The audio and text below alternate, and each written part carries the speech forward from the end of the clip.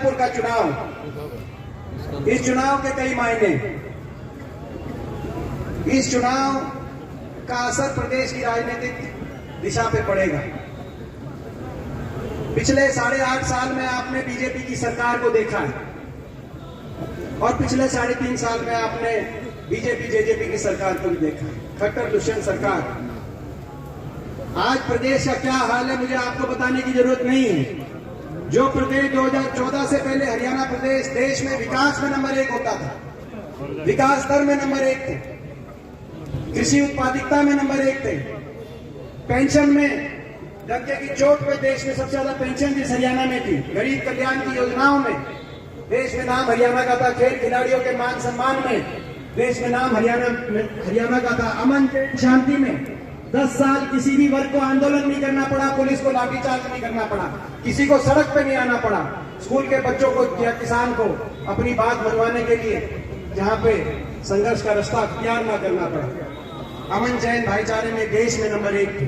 आज 8.5 साल की बीजेपी की सरकार के बाद वो हरियाणा बेरोजगारी में देश में नंबर 1, और ये भारत सरकार के आंकड़े, भारत सरकार बताती है, मोदी सरकार के अनुसार खट्टर सरकार बेरोजगारी में नंबर 1, नशे में आज हरियाणा नंबर 1 बनता जा रहा है, अपराध में हरियाणा आगे आ रहा है, भ्रष्टाचार में और लूट खसूट में आपस में महकमे बांट के जेजेपी के और बीजेपी के मंत्रियों ने किस तरीके से हरियाणा को लूटने में पूरी सरकार का दुरुपयोग और हरियाणा के युवा के भविष्य को भूल गए।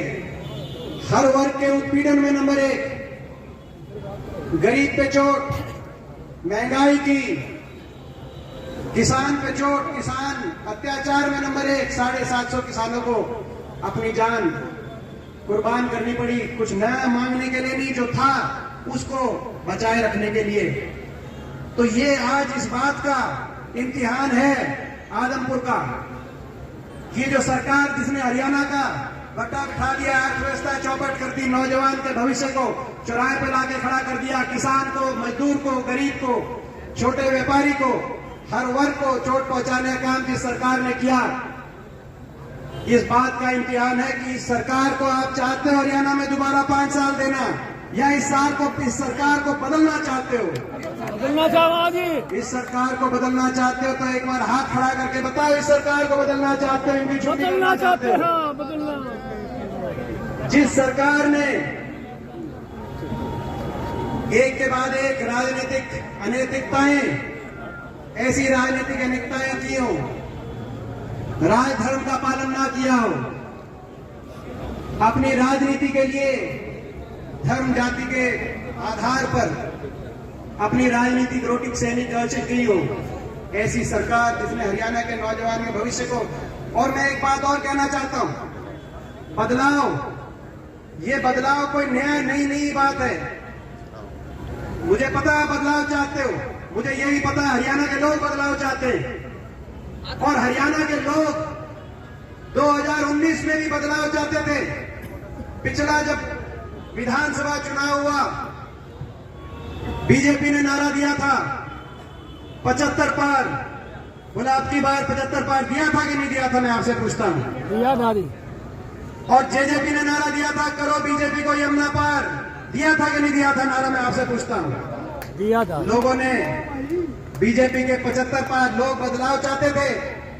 अगर लोग खुश होते तो 75 नहीं तो 65 आती, 65 नहीं तो 55 आती, 55 नहीं तो 45 तो आई जाती, मगर लोगों ने मेजॉरिटी नहीं दी, 75 पार के नारे की हवा निकाल दी।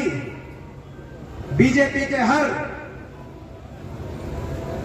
के हर मंत्री को लगभग 1-2 छोड़कर सारे मंत्रिमंडल को हराने का काम किया। अगर लोग बीजेपी को दोबारा चाहते, उनकी कार्यशैली से खुश होते बीजेपी सरकार, खट्टर सरकार की, तो मंत्रिमंडल को जिताते। मुझे याद है 2009 में जब कांग्रेस पार्टी की सरकार रिपीट हुई थी, चौधरी वीरेंद्र सिंह हुड्डा जी के नेतृत्व में, लगभग हर जो सरकार में हमारे वजीर थे, जो मंत्री थे, वो बहुत बड़े बहुमत से जीत के वापस आए। लेकिन ये एक ऐसी सरकार थी, जब इनके मंत्री गए कि 75 पार सीट आ रही है, तो लोगों ने कहा 75 पार तो सीट आ रही है, लेकिन नारनौल में पहुंचे तो नारनौल में चित, टोहाना में इनके प्रदेश अध्यक्ष गए महेंद्रगढ़ में गए, इनके मंत्री तो महेंद्रगढ़ में जीत रावदान सिंह बैठे हैं, कई हजार वोट से जीत के आए। बादली में गए जो इनके अभी प्रदेश अध्यक्ष हैं, तो बादली में चित कुलदीप वत्स जी बैठे हैं, कई हजार वोट से जीत के आए। पूरे प्रदेश में रोहतक में गए तो रोहतक में इनके मंत्री चित, सोनीपत में गए तो सोनीपत में इनके मंत्री चित, इसराना में गए तो इसराना में जो इनका पूरा मंत्रिमंडल साफ कर दिया लोगों ने। किया था कि नहीं किया था, मैं पूछना चाहता हूँ। इतने दुखी थे, पीछे छुड़ाना चाहते थे। और ये हिसार और सिरसा लोकसभा, मैं डंके की चोट पे कहता हूं, हिसार और सिरसा लोकसभा में 18 सीट है। बीजेपी ने 75 पार का नारा दिया, तो इन 18 सीट में से 2/3 सीटों पे बीजेपी को लोगों ने हराने का काम किया। 12 सीटों पे विपक्ष के साथ विधायक बने और केवल 6 सीट पे बीजेपी के एमएलए जीते, हिसार में और सिरसा लोकसभा मिला के। जो भी कारण रहा, लेकिन उसके बाद क्या हुआ, सोचने की बात है। जहां से केवल 6 सीट आई हो बीजेपी की, 6 हिसार और सिरसा लोकसभा से, 12 विपक्ष की हो। अभी राज्यसभा का इलेक्शन आया, राज्यसभा के इलेक्शन में कांग्रेस पार्टी के उम्मीदवार और बीजेपी के समर्थित उम्मीदवार का जब मुकाबला हुआ, तो लाइन लगाकर लोगों ने तो बीजेपी को हरा दिया था, लोगों ने तो बीजेपी को जमुना पार कर दिया था। लेकिन इन्होंने समझौता कर लिया, कोई बिक गया, किसी ने सौदा कर लिया, और लाइन लगाकर ढोल नगाड़े के साथ लाइन में लगकर हिसार और सिरसा के 18 में से 16 विधायकों ने बीजेपी के पक्ष में जाकर मतदान करने का काम किया। सारे एक हो गए कि नहीं हो गए, मैं पूछना चाहता हूं। राज्यसभा के इलेक्शन में सारे बीजेपी और एक, जेजेपी एक, अजय चौटाला एक, अभय चौटाला एक, रंजीत चौटाला एक, कुलदीप बिश्नोई एक, लोगों ने तो यहां से इनको हरा के 2/3 बहुमत से हिसार और सिरसा से हरा दिया था। मगर 6 दी थी, 6 की 16 कर ली। रात को सौदे हो गए, बाहर आके कहते हैं हम अलग अलग हैं, अंदर एक हो गए, एक होके सबने बीजेपी के पक्ष में मतदान किया। केवल 2 रह गए, शीशपाल केरवाल और अमित सियाग, 2 एमएलए रह गए इस इलाके के। ईमानदारी की लड़ाई में बीजेपी के खिलाफ खड़े हुए कांग्रेस के 2 विधायक और 16 विधायक सारे एक हो गए। और ये एक केवल राज्यसभा इलेक्शन में 3 महीने पहले एक हुए थे, ऐसा नहीं है। ये आदमपुर में भी एक हो चुके हैं कि नहीं हो चुके, मैं कहना चाहता हूं। आदमपुर में भी ये जो ताकतें हैं, जिन्होंने सौदे किए हुए हैं, ये सारी ताकतें आपको रोकने के लिए, चौधरी भूपेंद्र सिंह हुड्डा जी को रोकने के लिए, कांग्रेस पार्टी को रोकने के लिए, प्रदेश में बदलाव को रोकने के लिए, ये सारी ताकतें एक हो गई। जब सारी बेईमान ताकतें एक हो सकती हैं, तो आदमपुर के सारे ईमानदार लोग भी एक हो सकते हैं कि नहीं हो सकते, मैं पूछना चाहता हूं। हरियाणा के सारे ईमानदार लोग एक हो सकते हैं कि नहीं हो सकते, मैं पूछना चाहता हूं। किसान और मजदूर सारे एक हो सकते हैं कि नहीं हो सकते। इस बात का चुनाव है। ये तो सारे, मैं कहना चाहता हूं, ये तो सारे बीजेपी ने इन सबको तो सेट कर लिया। लोगों ने तो बीजेपी के खिलाफ भेजा था इनको, तड़के जाके बीजेपी के पक्ष में चले गए, चाहे दुष्यंत चौटाला हो, चाहे कुलदीप बिश्नोई हो। ये तो सारे एक हो गए बीजेपी के साथ। बीजेपी ने तो सेट कर लिया इनको, शाम दाम दंडभेद से। कैसे किया ये बताएंगे, हमें बताने की जरूरत नहीं है। देश के लोग जानते हैं, प्रदेश के लोग जानते हैं। बीजेपी के पास कई फॉर्मूले हैं। किसी को लालच दिखाती है, तो किसी को केंद्रीय जांच एजेंसियों का डर दिखाती है। फॉर्मूले बीजेपी के पास बहुत है, पूरे देश में चल रहा है। हमें कोई अलग बताने की जरूरत नहीं है। और जो है थोड़ा बहुत यही बता देते हैं, इनके विधायक बता देते हैं। जब जेजेपी का समझौता हुआ, आपको याद होगा, तब ये कहा गया था कि 5,000 बुढ़ापा पेंशन पर समझौता कर रहे हैं, बीजेपी को जाके समर्थन कर रहे हैं, यही कही थी। आदमपुर के लोगों, आज इनकी सरकार को 3 साल से ज्यादा हो गए। अगर 5,000 बुढ़ापा पेंशन किसी के जेब में आ रही है, तो आपका फर्ज बनता है कि आप इनको वोट दो। मगर अगर कितनी आ रही है भाई, आधी आ रही है और वो अभी काटन लग रहे हैं। और अगर इनने धोखा दिया है, 5,000 बुढ़ापा पेंशन पे समझौता दिखाकर और 3.5 लाख लोगों की पेंशन काटने लग रहे हैं, तो आपका धर्म बनता है कि राजनीतिक नैतिकता का साथ दो। जिन्होंने धोखा दिया, जिन्होंने कहा कि बीजेपी को करेंगे जमुना पार, रातों रात समझौता किया, इनकी राजनीतिक अनैतिकता का अंत यहाँ से समझौता 5,000 की पेंशन का नहीं था। आपको पता है, समझौता तो हरियाणा को लूटने का था, भ्रष्टाचार की छूट का समझौता था, महकमे आपस में बांट के लूटने की छूट देने का समझौता था।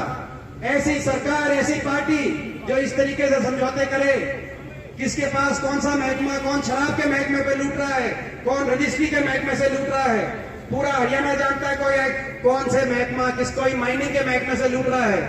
बाकी सारी लिस्ट, कौन हरियाणा में कौन सा ऐसा खोपर है जो बैठा सारा जीवन लग रहा है, मैं नहीं बताऊंगा, दादा गौतम से पूछ लियो, सारी बता दे। दादा गौतम से पूछ लियो। भूपेंद्र सिंह ये राजनीतिक अनैतिकता है। हरियाणा में ऐसी राजनीतिक अनैतिकता को समाप्त, इस राजनीतिक अनैतिकता का अंत करने का भी चुनाव, आदमपुर का चुनाव है, चूकना मत। ये आएंगे, विधानसभा फैसला करेगी, अब आदमपुर विधानसभा फैसला करेगी हरियाणा के भविष्य का, ये ठीक कह रहे हैं। तो ऐसी राजनीतिक अनैतिकता का भी अंत, तो इस राजनीतिक अनैतिकता का भी अंत करना है और हरियाणा को बचाने की लड़ाई लड़नी है, ताकि हरियाणा दोबारा से विकास का पहिया हरियाणा में घूमे, विकास की तरफ हरियाणा आगे जाए, हरियाणा दोबारा देश में सबसे आगे आए, खेल खिलाड़ियों का मान सम्मान हो, किसान को सबसे ज्यादा भाव मिले, गरीब को सबसे ज्यादा पेंशन मिले। डंके की चोट पे हुड्डा साहब का हम धन्यवाद करते हैं। जब फतेहाबाद के अंदर हमारी विपक्ष आपके समझ की रैली थी, उसमें हुड्डा साहब ने बात की कि भाई दोबारा से, जैसे पहले 10 साल देश में सबसे ज्यादा पेंशन हरियाणा में रही थी, ऐसे ही दोबारा से आपके आशीर्वाद से मौका मिला कांग्रेस पार्टी को, तो देश में सबसे ज्यादा पेंशन 6,000, यानी कि घर में अगर 2 बुजुर्ग हैं तो 12,000, देश में सबसे ज्यादा पेंशन हरियाणा में देने का काम होगा। 100 गज के प्लॉट की स्कीम दोबारा से लागू, ताकि हो सके गरीब के मकान की स्कीम, सारी गरीब की। अभी नरेश सेठवाल जी ठीक कह रहे थे। आज आखिरी में 2 बात कह के अपनी बात समाप्त करता हूं। सारी विकास को ठप कर दिया, वो तो आपके सामने है। गांव के स्तर के लेकर ना कोई बड़ी परियोजना, ना कोई थर्मल प्लांट, ना कोई विश्वविद्यालय, ना मेट्रो, ना रेल की लाइन, गांव स्तर का विकास ठप पड़ा। लेकिन हर वर्ग को, गरीब की सारी योजनाएं बंद। मनरेगा की स्कीम आई तो कांग्रेस की सरकार में गरीब के बच्चे को पेंशन मिलने लगी, वजीफा मिलने लगा स्कूल के अंदर, तो कांग्रेस पार्टी की सरकार में जिसको आधा कर दिया इन्होंने। 100 गज की प्लॉट मिलने थी, उस स्कीम को बंद करने का काम किया। जहां नहीं मिले, एक प्लॉट नया मिला नहीं, और जहां मिल गए वहां पर कोई नया उनमें घर बनाने का, उस कॉलोनी को विकसित करने का काम नहीं किया। तो गरीब पे चोट और किसान पे ऐसी चोट। आज इस चुनाव प्रचार में आखिरी लाइन में श्रद्धांजलि देते हुए 750 उन किसानों को भी मैं श्रद्धांजलि देना चाहता हूं, जिन्होंने अपने हकों को बचाने के लिए 1.25 साल आंदोलन में अपनी जान जिन्हों कुर्बान करनी पड़ी। देश के इतिहास में किसी एक संघर्ष में इतनी बड़ी कुर्बानी किसी को नहीं देनी पड़ी। आज उनके परिवार आदमपुर की तरफ देखेंगे, उनके बच्चे, उनके माता पिता, उनके काके ताऊ अपने घरों में, जिनके घर में चिराग बुझ गया इस सरकार के घमंड की वजह से, वो आपकी तरफ देखेंगे कि उनके साथ न्याय होगा कि अन्याय होगा। बहुत लोग आएंगे, कई आखिरी में एक लाइन, मुझे पता है समय हो रहा है, कुछ वोट काटू उम्मीदवार भी आएंगे, वोट काटू उम्मीदवार भी आएंगे। मेरे काका, मेरे ताऊ, मैं कहना चाहता हूं, कई पार्टियां ऐसी पार्टी हैं जो बीजेपी के साथ सेटिंग करके बीजेपी के हिसाब से कैंडिडेट देने का काम करती हैं। लोकसभा चुनाव में जब मैं रोहतक से लड़ रहा था तब भी आई थी, सोनीपत से भी कई कैंडिडेट वोट काटू आए थे, बड़ौदा में भालू लड़ रहा था हमारा विधायक, तब भी इन्होंने कई पार्टियां इन्होंने बीजेपी के हिसाब से वोट। भाई ये वोट काटुओं को पहचानते हो कि नहीं पहचानते, मैं नहीं बताओ, वोट काटुओं को पहचानोगे कि नहीं पहचानोगे? ये सारे एक होके जो अंदर जाके राज्यसभा के चुनाव में सारे एक होके बीजेपी को वोट देते हैं, वो बाहर विधानसभा उपचुनाव में बीजेपी के इशारे पे कैंडिडेट लाके वोट काटू उम्मीदवार लेके आपके बीच में आएंगे। बीजेपी का तो इलाज करना ही करना है, लेकिन इन वोट काटुओं का भी ऐसा इंतजाम करना है कि आगे से दोबारा से इस तरह की राजनीतिक षड्यंत्र, साजिश और षड्यंत्र ये दोबारा ना कर सके। बहुत